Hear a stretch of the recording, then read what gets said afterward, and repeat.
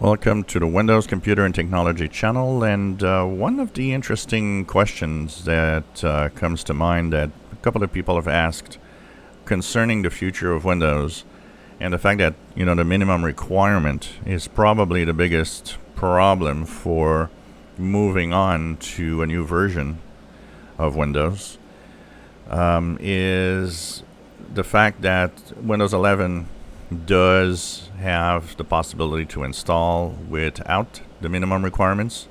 There are several ways. First of all, even Microsoft gives you the option. If you install or clean install from the image that you can download on the Microsoft website, you already have the possibility to bypass some of the minimum requirements. Add to that if you use a tool like Rufus and so on, you can even remove pretty much every minimum requirement problem. And honestly, people that are running Windows 11 without the minimum requirement, that don't have the minimum requirement, are all saying it works great and that they have no problem, and which is probably exactly the case. There is no problem. It runs. The question that some have mentioned is, can that loophole of going to the minimum requirement of bypassing the minimum requirement be closed at some point?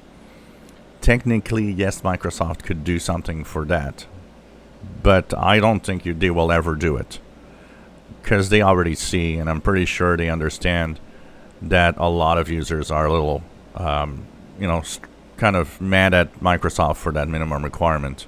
That isn't really explained very clearly what they can do with it, because honestly they did a poor job at really saying, oh, this is the exact reason why. No, it's kind of, I think, they just chose, oh, let's put it here, that's it. So I don't think they'll ever close it. And so what I see, and this is going to be interesting, one of the things that I was thinking about with Windows 12 is that, of course, the minimum requirement will not be changed. I don't think they will actually make it worse. They'll keep it at the same requirement that Windows 11. Several years will have passed. People are going to be, people forget quite fast. At some point, they'll buy a new PC and they'll just work with Windows 11. That's it.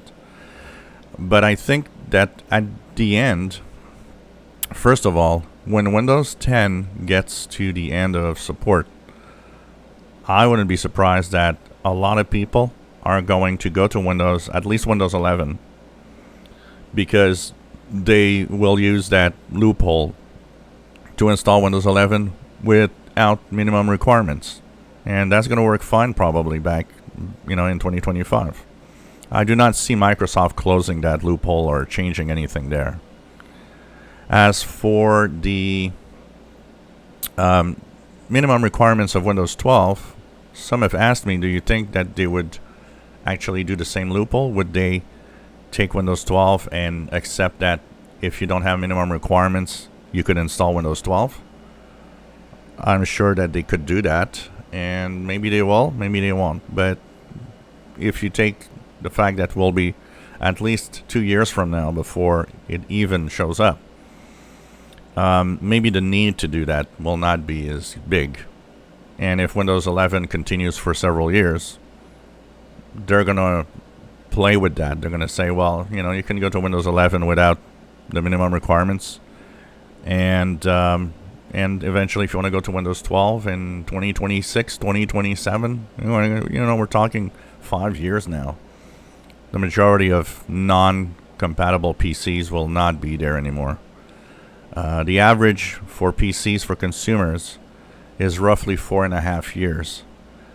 So that's the lifespan. That's in average. So that means that by the time we get to 2025, a lot of the PCs out there will be compatible. So we'll see. We'll see the future. But it's interesting. And I wouldn't be surprised that a number of non-compatible PCs will just install Windows 11 without the minimum requirements with older PCs when they get to 2025. If you enjoy my videos, please subscribe, give us a thumbs up. Thank you for watching.